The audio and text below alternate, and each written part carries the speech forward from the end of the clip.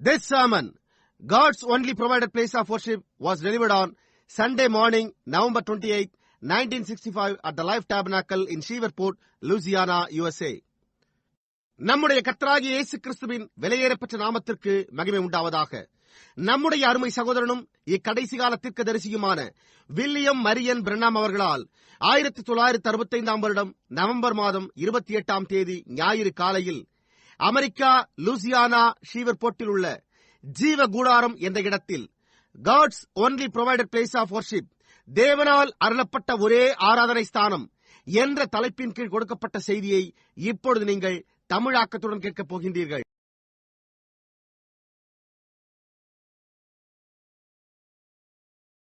Morning. Happy to be here this morning. And we're glad to enjoy this great fellowship around these old songs of faith. We love that. காலை வணக்கம். இந்த காலையில் இங்கிருப்பதற்காக மகிழ்ச்சி அடைகிறேன். இந்த பழைய விசுவாச கீதங்களின் மூலம் நாம் அனுபவித்து மகிழும் இந்த மகத்தான ஐக்கியத்திற்காக நாம் சந்தோஷம் அடைகிறோம். நாம் அதை விரும்புகிறோம். நீங்கள் அதை விரும்பவில்லையா? The Amen chorus. That's what he is, the Amen. He's got the last word to say.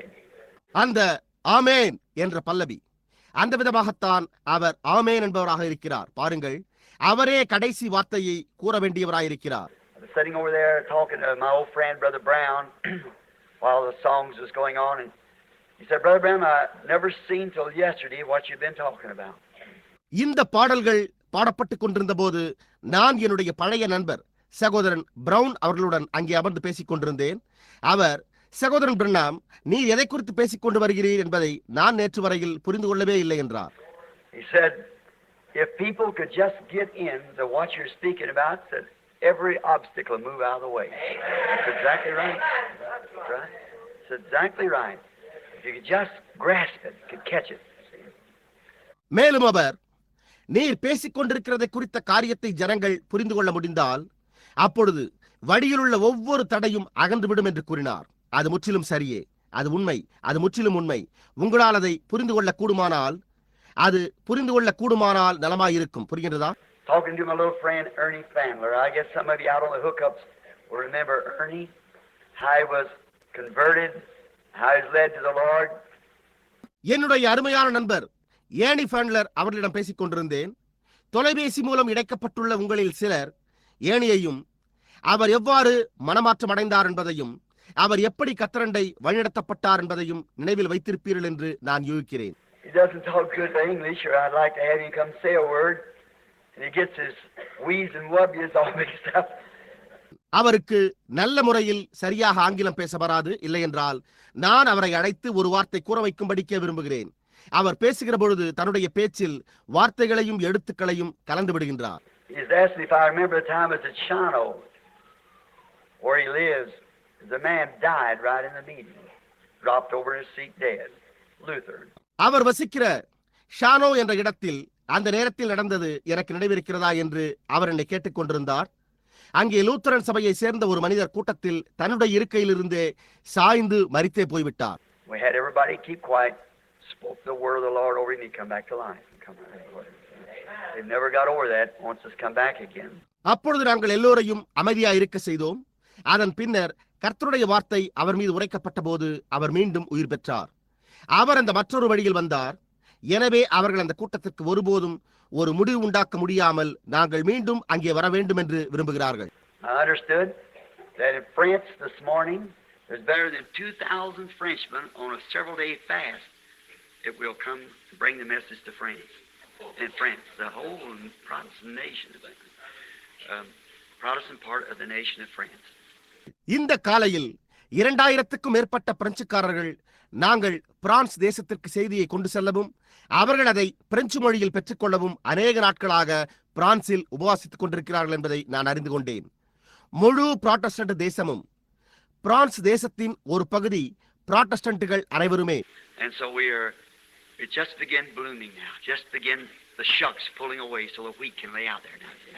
So just keep reverent, keep praying. See, remember, they that wait upon the Lord renew their strength. இப்பொழுது அது சற்று மலரத் துவங்கியுள்ளது.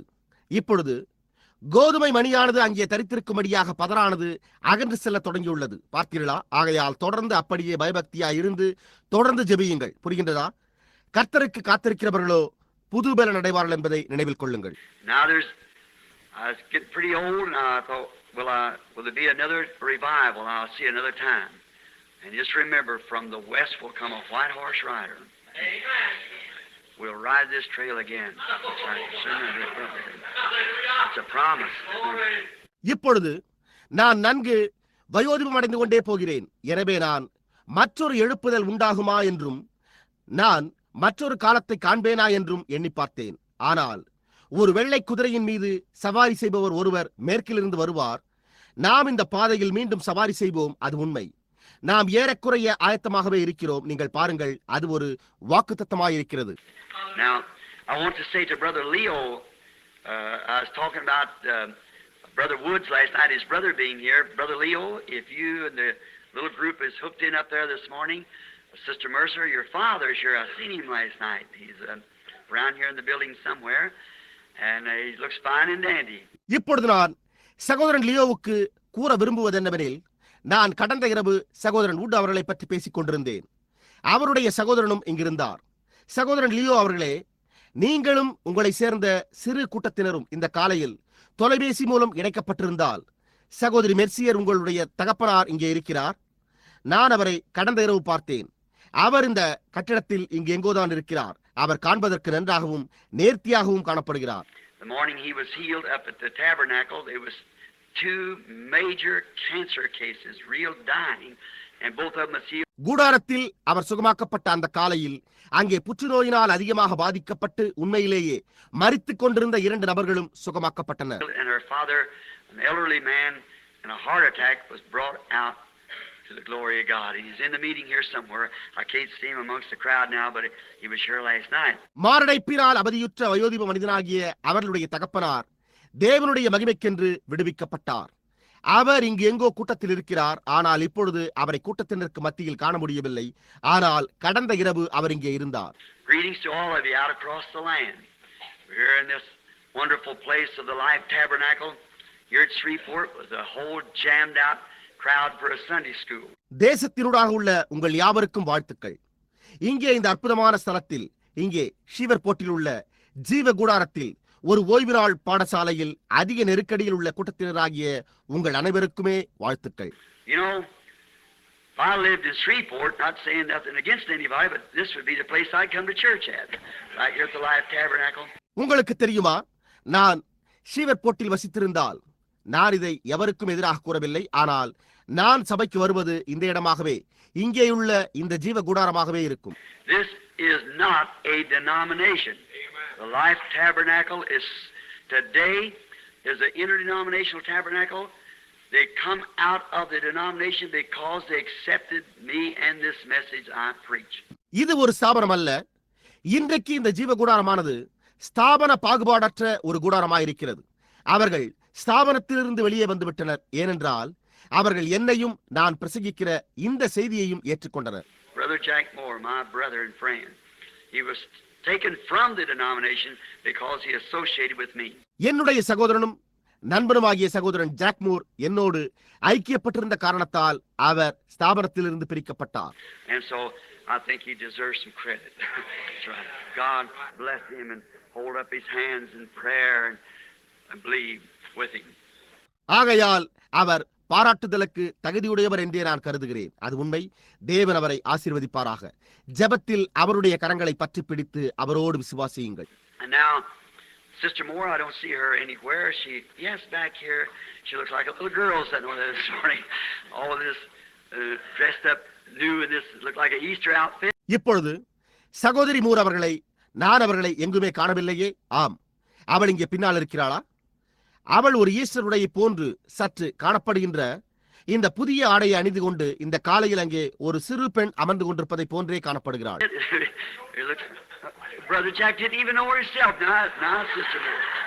சகோதரன் ஜாக்கம் கூட அவளை அறிந்து கொள்ளாதது போன்றது காணப்பட்டது. இப்பொழுது சகோதரி மோர்,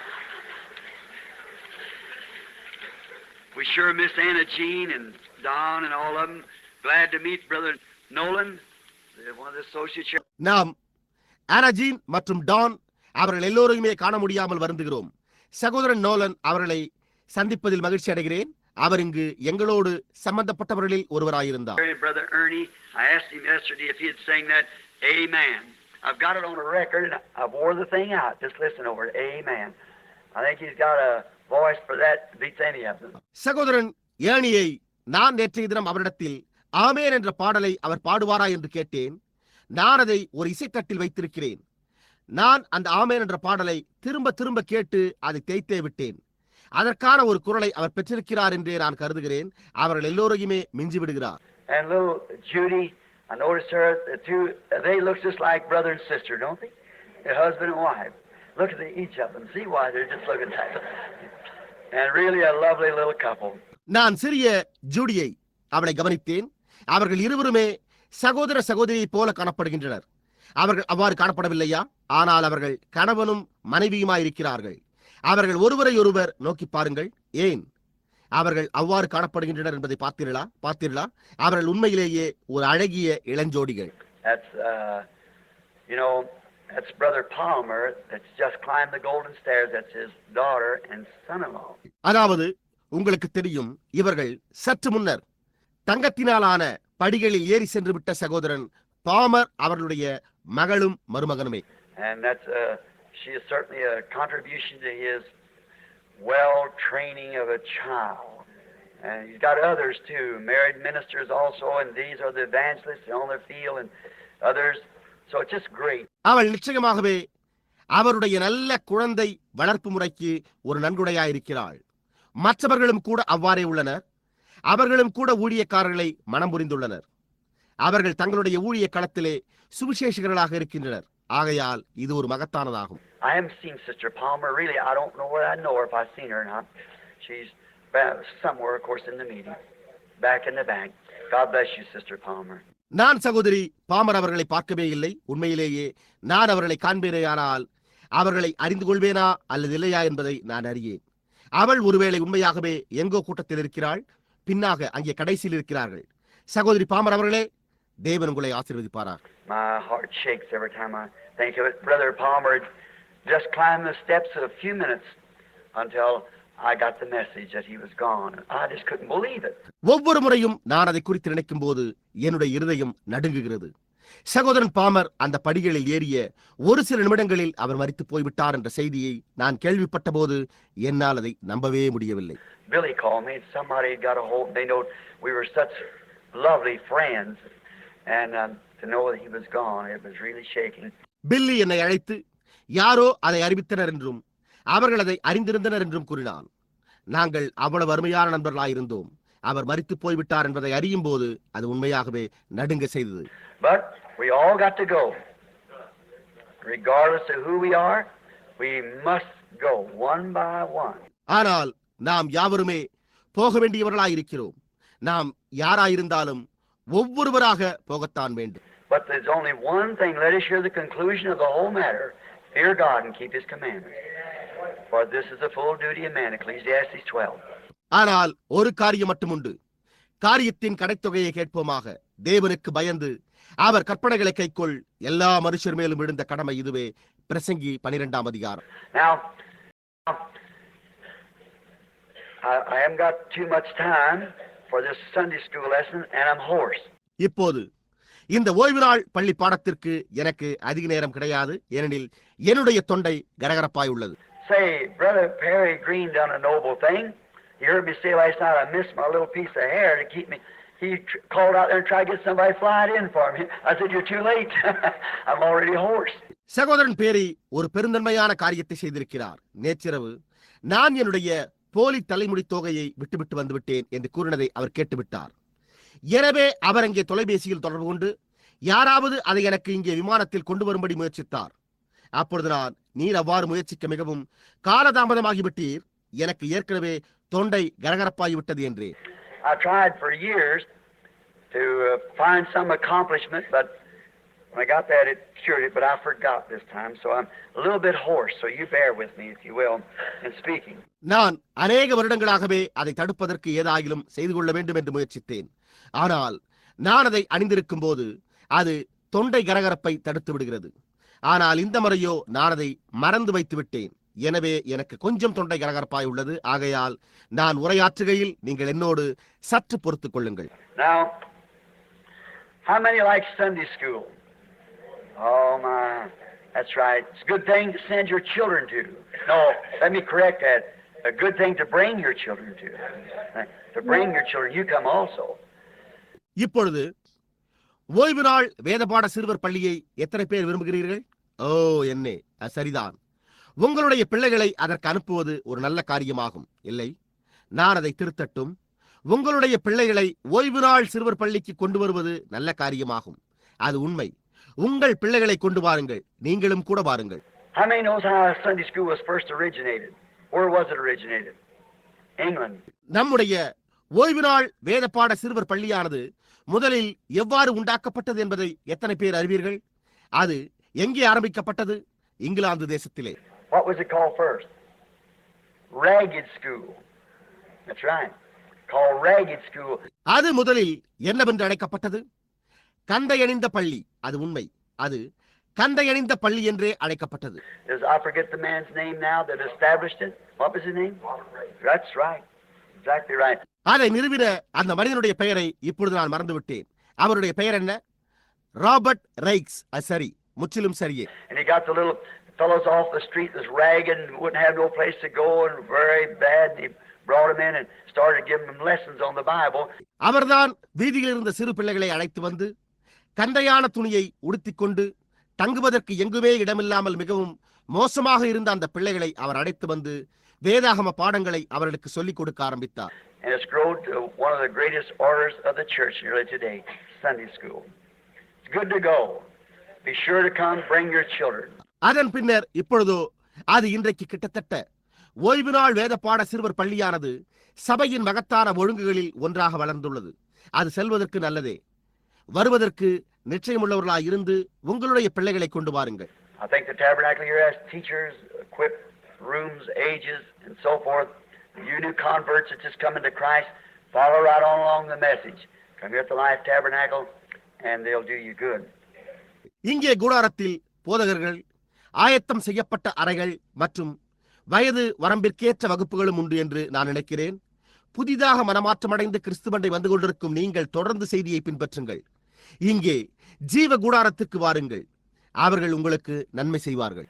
Now, tonight we're going to have an old-fashioned prayer line. We're going to just pray for the sick the way we used to. Brother Jack, Brother Brown. இப்பொழுது இன்றிரவு நாம் பண்டைய மாதிரியான ஜெப வரிசையை ஏற்பாடு செய்ய போகிறோம். சகோதரன் ஜாக் மற்றும் சகோதரன் பிரவுன் அவர்களே, நாம் வழக்கமாக வியாதியஸ்தற்காக ஜெபிப்பது போலவே நாம் ஜெபிக்க போகிறோம். I remember seeing Brother Brown try to give out those prayer cards and how him being a ministry himself, and in those days in an organization that they put pressure on him, I'm your brother in this thing, you got to get me up there. சகோதரன் brown அவர்கள் அந்த ஜெப அட்டைகளை கொடுக்க முயற்சித்ததை நான் கண்டதை நினைவு கூறுகிறேன். அவர்தாமே ஒரு ஊழியக்காரராய் இருந்து வருகிறார். அந்நாட்களில் ஒரு ஸ்தாபன சபையில் அவர்கள் அவரை வற்புறுத்தி, நான் உங்களுடைய சகோதரன், எனவே நீர் எனக்கு ஜெப அட்டையை கொடுத்தே தீர வேண்டும் என்று கூறினதை நீங்கள் அறிவீர்களா? Oh, he sort of had a hard time, but stayed just as true could be. Brother Brown is one fine man, and so we love him. அது அவருக்கு நிச்சயமாகவே ஒரு கடினமான நேரமாய் இருந்தது. ஆனால் முடிந்த அளவு அவர் அப்படியே உண்மையாய் தரித்திருந்தார். சகோதரன் பிரவுன் ஒரு அருமையான மனிதன். ஆகையால் நாங்கள் அவரை நேசிக்கிறோம். And as I see all of us, the three of us, creeping up towards the age, the end, it would be a very sad thing if we didn't have placed within us that great thing, what we know is true. நாம் யாவரும், நாங்கள் மூவரும் வயோதிபத்தை நோக்கி முடிவுக்கு ஊர்ந்து சென்று கொண்டிருப்பதை நான் காண்கிறேன். நாங்கள் சத்தியம் என்று அறிந்துள்ளதை எங்களுக்குள் நாங்கள் வைத்திராதிருந்தால் அப்பொழுது அது மிகவும் துக்ககரமான ஒரு காரியமாக இருக்கும். We're just fixing to turn back one of these days. Back to our young manhood again, to never our bodies transformed, made into his likeness to stand. இந்நாட்கள் ஒன்றில் நாம் திரும்பவும் வாலிபத்தை பெற்றுக்கொள்ள ஆயத்தப்பட்டுக் கொண்டிருக்கிறோம். அவர் இருக்கிற வண்ணமாகவே நாமும் நிலைத்திருக்கத்தக்கதாக நம்முடைய சரீரங்கள் மறுரூபமாகும். For when this earthly tabernacle of our habitation be dissolved, there's one already waiting. ஏனென்றால் இந்த பூமிக்குரிய கூடாரமாகிய நம்முடைய வீடு அழிந்து போனாலும் அங்கே ஒரு வீடு ஏற்கனவே காத்துக் கொண்டிருக்கிறது. And the thankful part of it, dear friends, that the dear Lord Jesus, you who trust me to tell you the truth, the dear Lord Jesus, one morning about 8 o'clock, let me see that land. அருமையான நண்பனே, அந்த பாகத்திற்கு நன்றியுள்ளவர்களாய் இருக்க வேண்டும். அன்புக்குரிய கர்த்தராகிய இயேசு, நான் உங்களுக்கு சத்தியத்தை கூறுகிறேன் என்று விசுவாசிக்கிறவர்களே, அன்பான கர்த்தராகிய இயேசு ஒரு நாள் காலை சுமார் 8 மணி அளவில் என்னை அந்த தேசத்தை காணும்படி அனுமதித்தார். Now, it wasn't a vision. Well, I don't want to say that. Ever what it was just as real as I'm speaking to you here. இப்பொழுது அது ஒரு தரிசனமாய் இருக்கவில்லை, ஆனால் நான் அதை கூற விரும்பவில்லை. அது என்னவா இருந்தாலும் நான் இங்கே உங்களுடன் பேசிக் கொண்டிருப்பது எவ்வளவு உண்மையோ அதுபோல அது அவ்வளவு உண்மையாயிருந்தது. Now, I've seen the faces of those people, and I couldn't recognize them. They turned back young again. And it's just real. I'd hold their hands and think just as real. இப்பொழுது நான் அந்த ஜனங்களுடைய முகங்களை கண்டேன், ஆனால் என்னால் அவர்களை அடையாளம் கண்டுகொள்ள முடியவில்லை. அவர்கள் மீண்டும் வாலிப பருவமடைந்திருந்தனர். அவர்கள் அவ்வளவு நிஜஸ்தராயிருந்தார்கள். நான் அவர்களுடைய கரங்களை பற்றி பிடித்தேன், உண்மையாகவே. And it helped me because I used to have an idea when a person died, just their soul went off. But then when he quoted that to me, that if this earthly tabernacle of our habitation be, we already have one. அது எனக்கு உதவியாயிருந்தது. ஏனென்றால் எனக்கு முன்பு ஒரு அபிப்பிராயம் இருந்து வந்தது. அதாவது ஒரு நபர் மரிக்கும் போது அவர்களுடைய ஆத்துமா போய்விடுகிறது என்று எண்ணி வந்தேன். ஆனால் அதன் பின்னர் அவர் எனக்கு, இந்த பூமிக்குரிய கூடாரமாகிய நம்முடைய வீடு அழிந்து போனால் நாம் இன்னொன்றை ஏற்கனவே பெற்றிருக்கிறோம் என்பதை மேற்கோள் காட்டினார். பார்த்தீர்களா? நாம் ஒரு பரிபூரணம் அடையும்படி ஒவ்வொரு காரியத்தையும் 3 நிலைகளில் பெற்றுக்கொள்ள வேண்டியவர்களாய் இருக்கிறோம். புரிகின்றதா? And there's one body here, then that body there, which is the celestial body, and then the glorified body in the resurrection. See, that makes it complete. இங்கே ஒரு சரீரம் உள்ளது. அதன் பின்னர் அங்கே உள்ள அந்த சரீரம் வானத்துக்குரிய சரீரமாகும். அதன் பின்னர் உயிர்த்தெழுதலில் பெறுவது மகிமையின் சரீரமாகும். பாருங்கள், அது இதனை பூரணமடைய செய்கிறது. புரிகின்றதா? So it's not a myth, it's not an idea, it's not a spirit, it is a man and a woman like you are. Just exactly. ஆகையால் இது ஒரு புராண கதை அல்ல, இது ஒரு எண்ணமும் அல்ல, இது ஒரு ஆவியும் அல்ல. அது அப்படியே முற்றிலும் உங்களைப் போல ஒரு மனிதனாகவும் ஸ்திரீயாகவும் இருக்கிறது. And then years ago I seen the regions of the lost and was there. I tell you, friend, as an old man, let me persuade you this across the nation this morning. Don't never want to view that place. மேலும் அநேக ஆண்டுகளுக்கு முன்பு இழக்கப்பட்டவர்களின் பிரதேசங்களை கண்டேன். நான் அங்கே இருந்தேன். நான் வயோதிப மனிதனாய் இருக்கின்றபடியால் நண்பனே, நான் இதை உங்களை நம்பச் செய்யும்படி கூறுகிறேன். இக்காலையில் தேசம் முழுவதும் உள்ளவர்களே அந்த இடத்தை காண ஒருபோதும் விரும்பாதீர்கள். There's no way at all. If I was an artist with a brush, I couldn't paint the picture. As a minister, I couldn't describe to you. அதை நான் விவரிக்கக்கூடிய வழியே கிடையாது. நான் ஒரு ஓவியனாய் இருந்தாலும் என்னால் ஒரு தூரிகையை கொண்டு படம் வரைய இயலாது. ஒரு ஊழியக்காரனாகவும் என்னால் அதை உங்களுக்கு விவரித்து கூற முடியாது. Talk about hell being a burning place. It's a million times worse than that. The horrors that goes with it. நரகம் ஒரு எரிகின்ற ஸ்தலமாய் இருக்கிறது என்பதை குறித்து பேசுகிறோம். ஆனால் இதுவோ இதனோடு உள்ள பயங்கரங்கள் நரகத்தை காட்டிலும் லட்சக்கணக்கான மடங்குகள் மோசமானதாய் உள்ளன. And heaven, or this place wherever it was, I don't know what to call it. He referred to it there as souls under the altar. பரலோகம் அல்லது இந்த ஸ்தலம், அது எங்கே இருந்தாலும் அதனை என்னவென்று அழைப்பதென்று நான் அறியேன். அவர் அதை அங்கே பலிபீடத்தின் கீழ் உள்ள ஆத்துமாக்கள் என்றே குறிப்பிட்டார். But when it was, there's no way to explain how great that is. ஆனால் அதனை நான் ஒருபோதும் அது எவ்வளவு மகத்தானதா இருக்கிறது என்று விவரித்து கூற வழியே கிடையாது. There is. Now you just have to take my word. I'm just a man. See? But these visions has always come to pass just as I've told you. And you know that everyone has been true. Amen. That is true also. Amen. இப்பொழுது நீங்கள் அப்படியே என்னுடைய வார்த்தையை ஏற்றுக்கொள்ள வேண்டும். நான் வெறுமன ஒரு மனிதன். புரிகின்றதா? ஆனால் நான் உங்களுக்கு கூறியிருக்கிறபடியே இந்த தரிசனங்கள் எப்பொழுதும் நிறைவேறி வந்திருக்கின்றன. அவை ஒவ்வொன்றும் உண்மையாய் இருந்து வந்திருக்கின்றன என்றும் அது உண்மையாயும் கூட இருப்பதை நீங்கள் அறிவீர்கள். Whatever you do, if you miss everything else, health, strength, your eyesight, whatever it is, don't miss that. There's nothing can compare with it. நீங்கள் எதை செய்தாலும், நீங்கள் எந்த காரியத்தை தவறவிட்டாலும், சுகாதாரம், பலம், உங்களுடைய பார்வை மற்றும் அது எதுவாக இருந்தாலும் அதை தவறவிடாதீர்கள். அதனோடு எந்த காரியத்தையுமே ஒப்பிட இயலாது. There's no word in the English language that I know that could express it. ஆங்கில மொழியில் அதை விவரித்து கூறக்கூடிய வார்த்தையே கிடையாது என்பதை நான் அறிவேன். If you say perfect, it's beyond that. Superb, it's beyond that. There's no words that I know that could express it because it was so. நீங்கள் பரிபூரணம் என்று கூறினால் அது அதற்கும் அப்பாற்பட்டது. மிக மிக மேம்பட்ட முதன்மை ஸ்தானம் என்றாலும் அது அதற்கும் அப்பாற்பட்டது. வியப்பார்வத்துக்குரியது என்றாலும் அதுவும் இல்லை. அதை விவரித்து கூறக்கூடிய வார்த்தைகளே இல்லை என்பதை நான் அறிவேன். என்றாலும் அது அவண்ணமாயிருந்தது. And then to think that isn't the end of it yet. I thought me be afraid to come to this.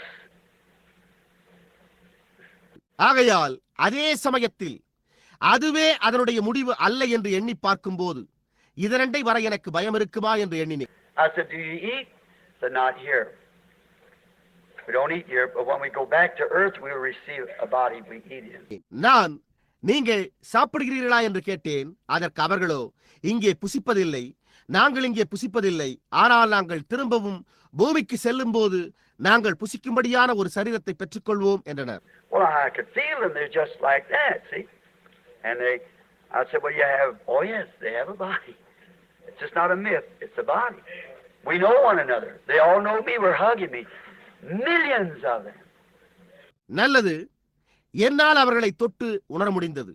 அவர்கள் அந்த விதமாகவே இருந்தனர். புரிகின்றதா? ஓ ஆம், அவர்கள் ஒரு சரீரத்தை பெற்றிருக்கிறார்கள். வெறுமன ஒரு கட்டுக்கதை அல்ல, அது ஒரு சரீரமாயிருக்கிறது. நாம் ஒருவரை ஒருவர் அறிந்திருக்கிறோம். அவர்கள் யாவரும் என்னை அறிந்திருந்தனர். அவர்களில் லட்சக்கணக்கானவர்கள் என்னை கட்டி தழுவிக் கொண்டிருந்தனர். And I said, well, I want to see him who brought me here. He said, you can't see him now. You have to wait. அப்பொழுது நான் என்னை இங்கு கொண்டு வந்தவரை நான் காண விரும்புகிறேன் என்றேன். அதற்கோ இப்பொழுது நீ அவரை காண முடியாது, நீ காத்திருக்க வேண்டும் என்றே கூறப்பட்டது. I said, why did you put me on up here? Said you were a leader in life. நான் நீங்கள் ஏன் என்னை இங்கு மேலே வைத்தீர்கள் என்று கேட்டேன். அப்பொழுது அவர்கள் நீர் ஜீவிய காலத்தில் ஒரு தலைவனாக இருந்தீர் என்றனர். And I said, you mean all them's Branhams? He said, no, that's your converts to Christ. அப்பொழுது நான் நீங்கள் எல்லோரும் பிரண்ணாம் குடும்பத்தை சேர்ந்தவர்கள் என்று கூறுகிறீர்களா என்று கேட்டேன். அதற்கு அவர் இல்லை, அவர்கள் உன்மூலம் மனமாற்றமடைந்து கிறிஸ்துவினண்டை வந்தவர்கள் என்றார். I looked around and then all the hard nights, the trials passed away. And I could see their faces. நான் சுற்றுமுற்றும் பார்த்தேன். நான் அவர்களுடைய முகங்களை காண முடிந்தபோது கடினமான எல்லா இரவுகளும் சோதனைகளும் அகன்று போயின. And a young woman ran up there, one of the most beautiful women, and she just threw her arms around me and said, precious brother. ஒரு வாலிப ஸ்திரீ அங்கு மேலே வந்தாள். அவள் மிகவும் அழகுள்ள ஸ்திரீகளில் ஒருவளாயிருந்தாள். அவள் தன்னுடைய கரங்களை என் மீது போட்டு விலையேறப்பட்ட சகோதரனே என்று கூறினாள். And when she passed by, now she was a woman. So, but in there, they'll never be sin. Our glands are changed there. We won't raise children no more there. See, all the same. அவள் கடந்து சென்ற போது இப்பொழுது அவள் ஒரு ஸ்திரீயாயிருந்தாள்.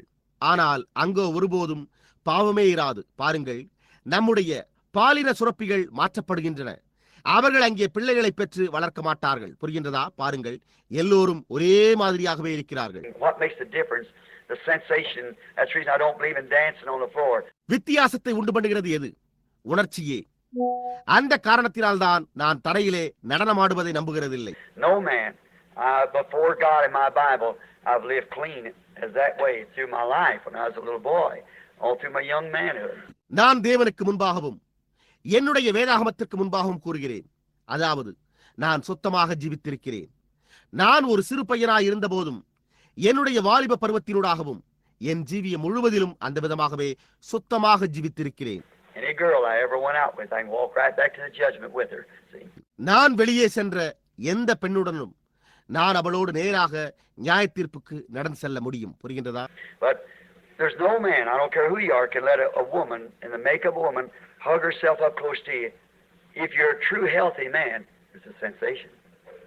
ஆனால் எந்த மனிதனுமே, நீங்கள் யாராயிருந்தாலும் கவலைப்பட வேண்டியதில்லை, ஒரு ஸ்திரீயின் பருவத்தில் உள்ளபோது தன்னை நெருக்கமாக கட்டித்தழுவ அனுமதிக்கும் போது நீங்கள் எவ்வளவுதான் ஒரு உண்மையிலேயே ஆரோக்கியமுள்ள மனிதனாக இருந்தாலும் அங்கே உணர்ச்சி வசப்படுதல் இருக்கும். But it wasn't there. There's no glands. You're all the same glands. Just pure, unadulterated, sisterly and brotherly love. More than it would be for even for you hug your own little daughter. See? ஆனால் அங்கே அது அவ்வாறு இல்லை. அங்கே பாலின சுரப்பிகளே கிடையாது. அவர்கள் எல்லோருமே ஒரு விதமான சுரப்பிகளையே உடையவர்களாக இருக்கின்றனர். புரிகின்றதா? அப்படியே தூய்மையான கலப்படமற்ற சகோதர சகோதரிகளின் அன்பானது நீங்கள் உங்களுடைய சிறு பெண் பிள்ளையை கட்டி அணைப்பதை காட்டிலும் அது மேலான அன்பாயிருக்கும். புரிகின்றதா? Your own daughter said she's female and you're male. See? It could create something, but there it can't. Sin is done. It's all over. Just real holy love. உங்களுடைய சொந்த மகளை அதே சமயத்தில் அவள் ஒரு பெண்ணாயிருக்கிறாள், நீங்கள் ஒரு ஆணாக இருக்கிறீர்கள். பாருங்கள், அது ஏதோ ஒரு காரியத்தை உண்டு பண்ணக்கூடும். ஆனால் அங்கோ அது முடியாது. பாவம் ஒழிந்துவிட்டு எல்லாமே முற்று பெற்றிருக்கும். புரிகின்றதா? உண்மையாகவே அது பரிசுத்தமான அன்பு. And I looked at that woman. Looked like millions of them there, and they all long hair, white garments down. நான் அந்த ஸ்திரியை நோக்கி பார்த்தேன். அங்கே அவர்கள் லட்சக்கணக்கானவர்கள் இருப்பது போன்று காணப்பட்டது. அவர்கள் யாவரும் நீண்ட கூந்தலும் வெண் வஸ்திரமும் தரித்திருந்தனர். And this one that was talking to me said, "Don't you recognize her?" I said, "No." Said she is in her 90s when you led her to Christ. அப்பொழுது என்னுடனே பேசிக் கொண்டிருந்த ஒருவர், நீ அவளை அடையாளம் கண்டு கொண்டாயா என்று கேட்டார். அப்பொழுது நானோ இல்லை என்றேன். அதற்கு அவர், நீ அவளை கிறிஸ்துவினண்டை வழிநடத்தின போது அவள் தன்னுடைய 90ஆம் வயதில் இருந்தாள் என்றார். Amazing grace, how sweet the sound. Just no way of ever explaining what it is. Just take my word if you believe me. Be sure to burn every bridge of the world behind you. வியக்கத்தக்க கிருபை எவ்வளவு இனிமையாக துணிக்கிறது. புரிகின்றதா? அது என்னவா இருக்கிறது என்று எப்போதும் விளக்கி கூற வழியே கிடையாது. நீங்கள் என்னை விசுவாசிப்பீர்களேயானால் என்னுடைய வார்த்தையை அப்படியே ஏற்றுக்கொள்ளுங்கள். உலகத்தோடு உங்களுக்கு உள்ள ஒவ்வொரு தொடர்பையும் உங்களுக்கு பின்னே சுட்டரித்து போட நிச்சயமுடையவர்களாயிருங்கள். I believe the church is beginning to hear the message and begin to understand. But friends, listen, we've got to lay in the presence of the Son. We've got to be ripened. Our faith isn't right. சபையானது செய்தியை கேட்க துவங்கி இருக்கிறது என்றும் அதனை புரிந்து கொள்ள துவங்கி இருக்கிறது என்றும் நான் விசுவாசிக்கிறேன். ஆனால் நண்பனே, கவனி, நாம் குமாரனின் பிரசன்னத்தில் கிடத்தப்பட வேண்டும். நாம் முதிர்ச்சி அடையப்பட வேண்டும். நம்முடைய விசுவாசமோ முதிர்ச்சி அடையப்படவில்லை. Intellectually, we're hearing the message that God has given us and seeing the signs that He showed us and proving it by the Bible. It's that.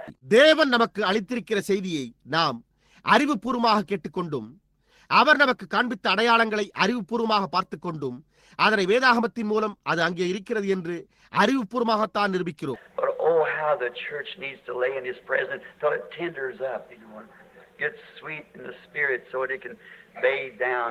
ஆனால் சபையானது மென்மையடையும் வரையில், அது மூழ்கி திளைத்து ஆவியில் இனிமையடையும் வரையில் அது அவருடைய பிரசன்னத்தில் எப்படியாய் கிடத்தப்பட வேண்டியதாய் இருக்கிறது என்பதை நீங்கள் அறிவீர்கள்.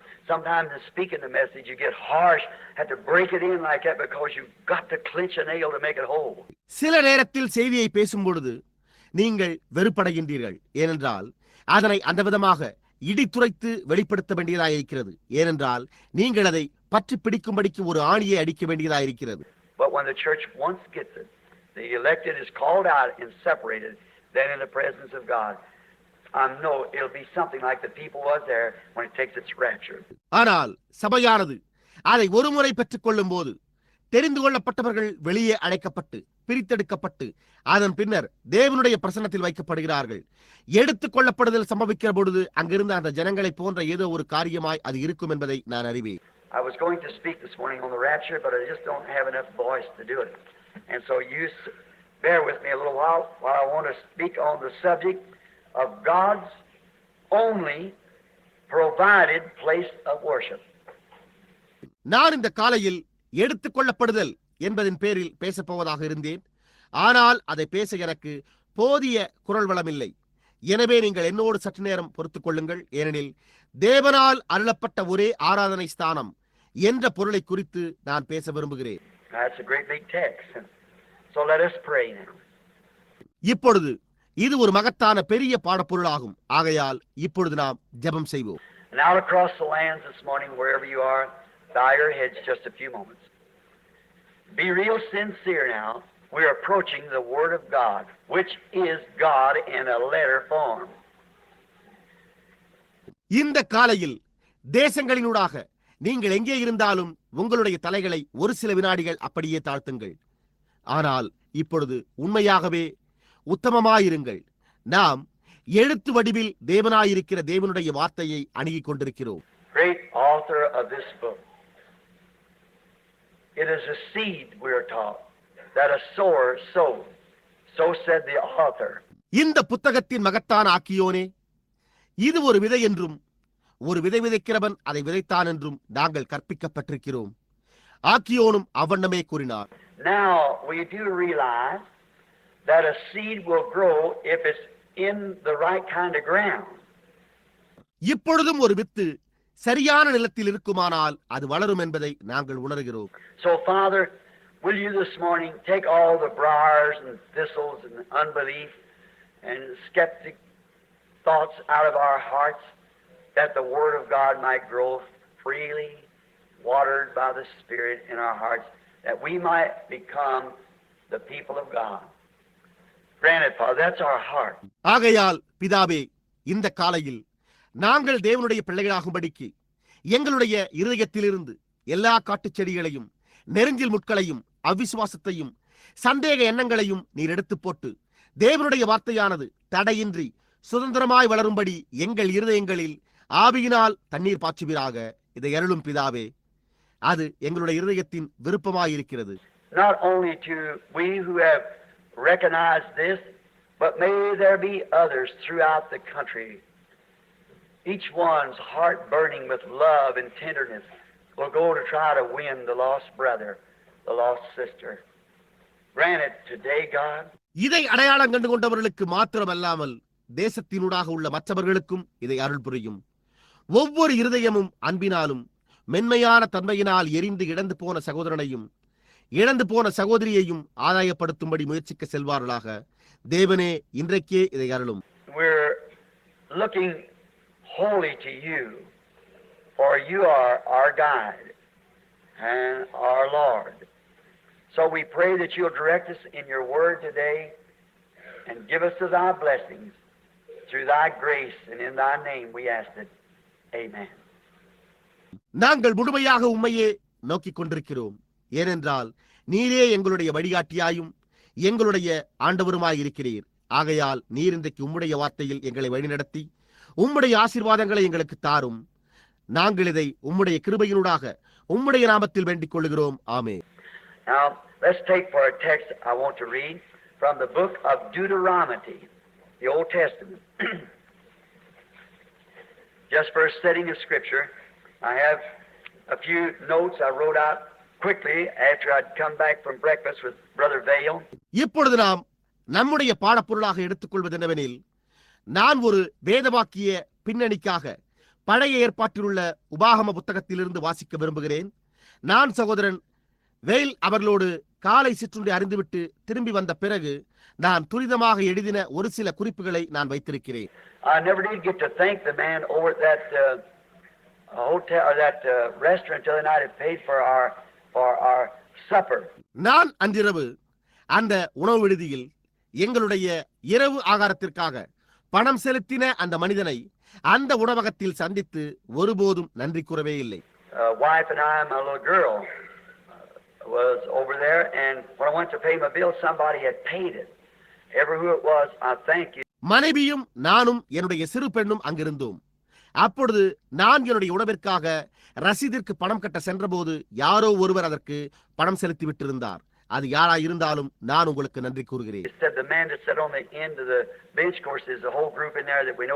அதுவோ அந்த நீள நாற்காலி வடிவமான விசை பலகையின் கடைசியில் அமர்ந்திருக்கும் நபர் என்று கூறினார்கள். உண்மையிலேயே அங்கிருந்த அந்த முழு கூட்டத்தையுமே நாங்கள் அறிவோம். some kind of a kickapoo, something like that, the place out your restaurant we were at. Thank you, ever who it was that did that. Each one of you, God bless you. இப்பொழுது நான் கிக்கப்பு என்று வேறு மொழியில் எழுதியிருக்கும் ஒரு விதமான அதை போன்றே இங்கே இந்த இடத்திலுள்ள உணவிடுதியில் நாங்கள் இருந்தோம். எனவே அதை செய்தது யாராயிருந்தாலும் உங்களுக்கு நன்றி. தேவன் உங்கள் ஒவ்வொருவரையும் ஆசீர்வதிப்பாராக. Now in 16th chapter of Deuteronomy, it's the Passover observance. So we wish to read about the first few verses, first 4, 5, 6 verses here. இப்பொழுது உபாகமம் 16ஆம் அதிகாரத்தில் அது பஸ்கா அனுசரிப்பாகும். ஆகையால் நாம் கிட்டத்தட்ட முதல் 5 வசனங்களை, முதல் 4 அல்லது 5, இங்கே 6 வசனங்களை வாசிக்க விரும்புகிறோம். Observe the month of Abib and keep the Passover. That means April. The Lord thy God, for in the month of this Abib, the Lord thy God brought thee forth out of Egypt by night. Abib மாதத்தை கவனித்திருந்து அது April மாதம் என்பதை குறிக்கிறது. அதில் உன் தேவனாகிய கர்த்தருக்கு பஸ்காவை ஆசரிக்க கடவாய். ஆபிப் மாதத்திலே ராக்காலத்தில் உன் தேவனாகிய கர்த்தர் உன்னை எகிப்திலிருந்து புறப்பட பண்ணினாரே. Thou shalt therefore sacrifice the Passover unto the Lord thy God of the flock and the herd in the place which the Lord shall choose to place his name. கர்த்தர் தமது நாமம் விளங்கும்படி தெரிந்து கொள்ளும் ஸ்தானத்தில் உன் தேவனாகிய கர்த்தருக்கு பஸ்காவின் பலியாகிய ஆடு மாடுகளை பலியிடுவாயாக. Thou shalt eat the unleavened bread, within it 7 days shalt thou eat unleavened bread. Bread wherewith thou comest forth out of the land of Egypt in haste. Thou mayest remember the day when thou comest forth out of the land of Egypt all the days of thy life. நீ எகிப்து தேசத்திலிருந்து புறப்பட்ட நாளை நீ உயிரோடு இருக்கும் நாளெல்லாம் நினைக்கும்படி பஸ்கா பலியுடனே புளிப்புள்ள அப்பம் புசியாமல் சிறுமையின் அப்பமாகிய புளிப்பில்லாத அப்பங்களை 7 நாள் வரைக்கும் புசிக்க கடவாய். நீ தீவிரமாய் எகிப்து தேசத்திலிருந்து புறப்பட்டபடியினால் இப்படி செய்ய வேண்டும். And there shall not be unleavened bread seen with thee in all thy coast 7 days. Neither shall there be anything of the flesh which thou sacrifice the first day at the evening remain all night until the morning. 7 நாள் அளவும் உன் எல்லைகளில் எங்கும் புளிப்புள்ள அப்பம் உன்னிடத்தில் காணப்படலாகாது. நீ முதல் நாள் சாயங்காலத்தில் இட்ட பலியின் மாம்சத்தில் ஏதாயிலும் முழுதும் விடியற்காலம் வரைக்கும் வைக்க வேண்டாம். Thou mayest not sacrifice the Passover within any of the gates which the Lord thy God giveth thee.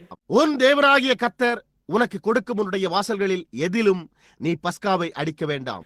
But at the place which the Lord thy God has chosen to place his name in, there thou shalt sacrifice the Passover at evening, at the going down of the sun, at the season that thou comest forth out of Egypt.